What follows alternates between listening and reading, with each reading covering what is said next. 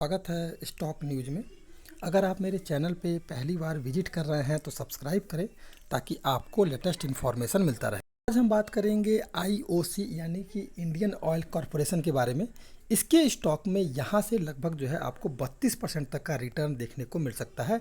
यानी कि ये स्टॉक अगर 118 रुपये के प्राइस पर इस समय ट्रेड कर रहा है, तो अगर आप 118 रुपये के प्राइस पे ख़रीदारी करते हैं तो इस स्टॉक में जो तेज़ी आएगी, लगभग एक्सपर्ट का मानना है कि 164 से लेकर के 170 का टारगेट जो है जल्द आपको अचीव होता हुआ दिखाई दे सकता है।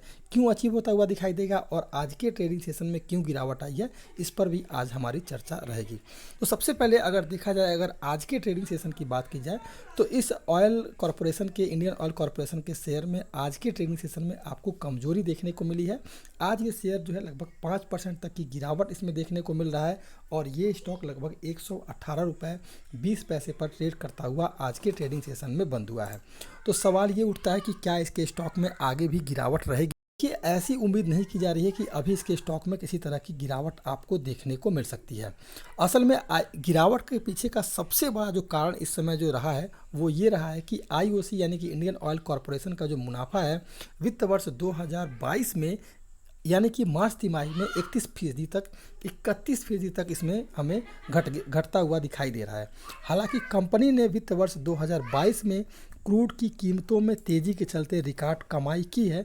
इस दौरान जो कंपनी ने जो कमाई की है वो लगभग 2,06,000 के करोड़ के करीब की है।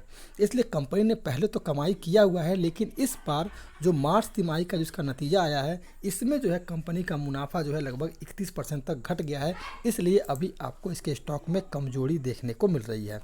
अब अगर देखा जाए इसके स्टॉक के बारे में तो इस समय जो इंडियन ऑयल कॉरपोरेशन अगले 3 साल में विभिन्न परियोजनाओं को चालू करने के लिए तैयार है, जिससे कि ग्रोथ में और तेज़ी आएगी। अगर ये तीनों ही परियोजनाएं शुरू हो जाती हैं तो फिर आपको इसके स्टॉक में, अगर कंपनी का मुनाफा बढ़ता है और इस कंपनी का रेवेन्यू ग्रोथ बढ़ता है तो फिर आपको कंपनी के स्टॉक में भी तेज़ी देखने को मिलेगी।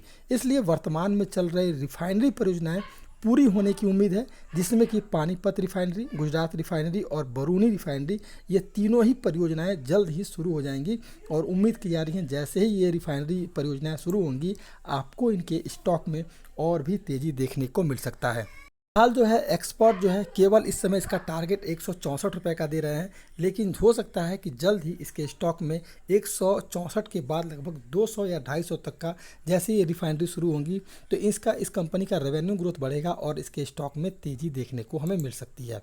अगर बात करें फाइनेंशियल ईयर 2022 की तो इप्टा सालाना आधार पर लगभग 14% तक बढ़ करके 43,200 करोड़ रुपये रहा है, जबकि शुद्ध मुनाफा 11% बढ़ करके 24,200 करोड़ रुपये है।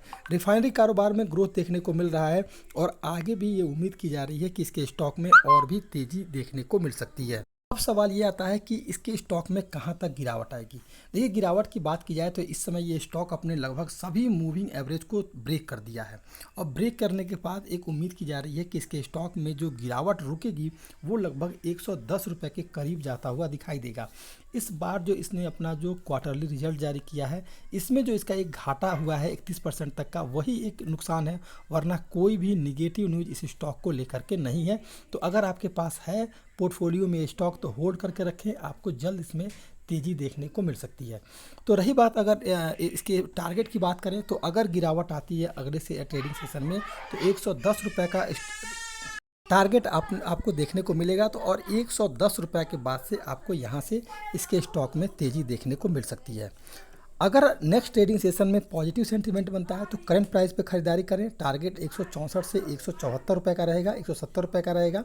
और अगर ये तीनों रिफाइनरी शुरू हो जाती हैं तो फिर आपको 200 से लेकर के 250 का टारगेट भी आपको लॉन्ग टर्म में देखने को मिल सकता है। ये था इंडियन ऑयल। खरीदारी करने का पूरा मौका है, इस स्टॉक में खरीदारी करें। आपको देखना होगा मार्केट अगर पॉजिटिव है तो करंट प्राइस पे खरीदारी करें, अगर निगेटिव है तो 110 रुपये का लक्ष्य रखें। 110 रुपये के करीब अगर ये स्टॉक मिलता है तो खरीदारी करें और उसमें जो स्टॉप लॉस रखना है 100 रुपये का स्टॉप लॉस लेकर के चला जा सकता है। ये था इंडियन ऑयल कॉरपोरेशन। अगर आप मेरे चैनल पर पहली बार विजिट किए हैं तो सब्सक्राइब करें ताकि आपको लेटेस्ट इन्फॉर्मेशन मिलता रहे।